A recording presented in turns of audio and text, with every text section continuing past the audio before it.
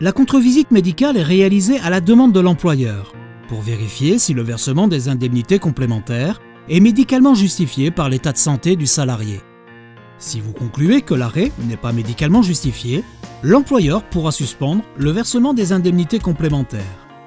Dans cette vidéo, je vous explique comment réaliser cette contre-visite médicale.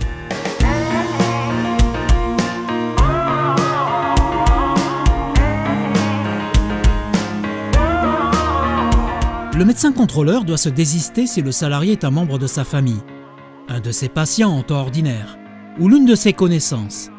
Il doit éviter toute confusion avec les contrôles médicaux de la caisse d'assurance maladie. Le médecin contrôleur se limite au contrôle médical. Il ne peut pas s'immiscer dans le traitement de la pathologie du salarié. Il doit rester impartial et neutre et rester en dehors de tout conflit pouvant exister entre le salarié et l'employeur.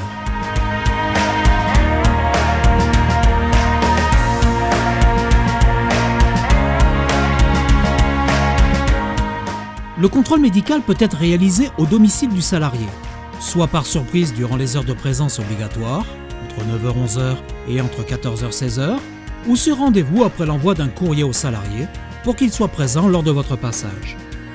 La contre-visite peut être également réalisée à votre cabinet médical après l'envoi d'une convocation, si le salarié bénéficie d'heures de sortie libre, si l'adresse du salarié présente des risques ou si vous réalisez des contre-visites uniquement à votre cabinet médical.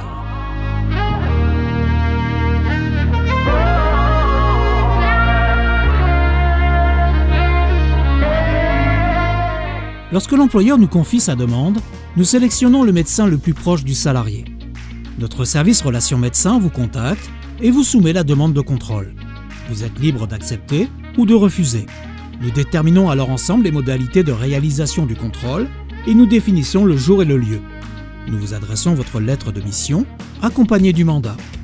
Vous devez décliner votre identité de docteur en médecine et informer le salarié que vous êtes mandaté par son employeur pour vérifier son état de santé dans le cadre du maintien de ses indemnités complémentaires.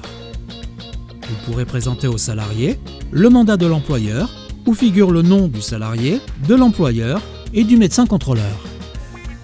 Vous devez préciser au salarié que si l'arrêt n'est plus médicalement justifié, vos conclusions permettront à l'employeur de suspendre le versement des indemnités complémentaires. Une copie du rapport sera adressée au service du contrôle médical de la caisse qui pourra suspendre le versement des indemnités journalières ou organiser un contrôle médical.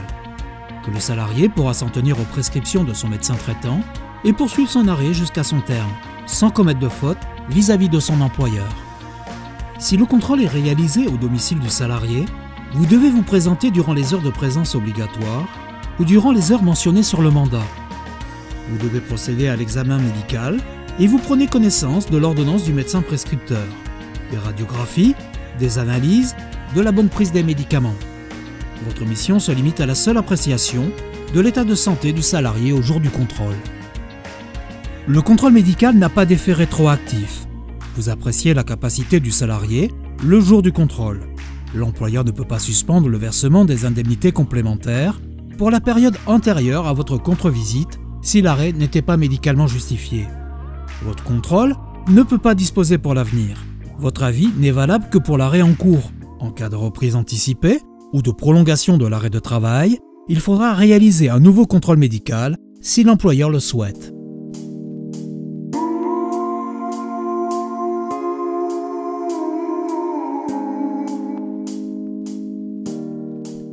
Parfois, il est impossible de procéder à la contre-visite médicale. En cas d'absence de réponse du salarié, vous devez compléter l'avis de passage qui est joint à notre lettre de mission. Vous déposez l'avis de passage dans la boîte aux lettres si elle est accessible ou vous le glissez sous la porte du salarié. En cas d'adresse erronée ou incomplète, vous décrivez le problème d'adresse rencontré dans la case prévue à cet effet sur notre mandat. Le salarié est libre de refuser la contre-visite médicale au risque de perdre le versement de ses indemnités complémentaires. Le salarié ne peut pas exiger la présence de son médecin traitant ou du médecin conseil de la caisse d'assurance maladie. Il existe toutefois des refus légitimes en raison, par exemple, du caractère douloureux du contrôle médical. Quelles que soient les circonstances empêchant la réalisation du contrôle, cochez la case correspondante en bas du mandat. Vous pouvez décrire les raisons qui ont rendu le contrôle impossible dans la case prévue à cet effet.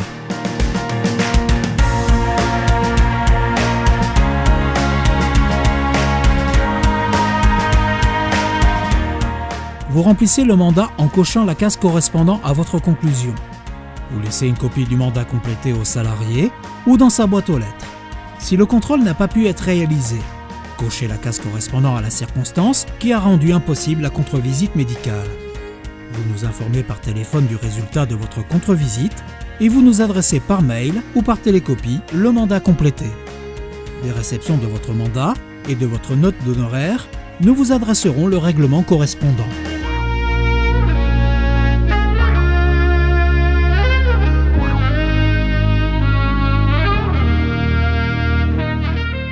Vous n'êtes pas encore inscrit et vous souhaitez réaliser des contre-visites médicales. Si vous regardez cette vidéo sur YouTube, cliquez sur le lien figurant dans le descriptif ci-dessous. Si vous êtes déjà sur notre site internet, cliquez sur le bouton orange « Inscrivez-vous maintenant ». Nous serons heureux de vous compter parmi nos médecins contrôleurs.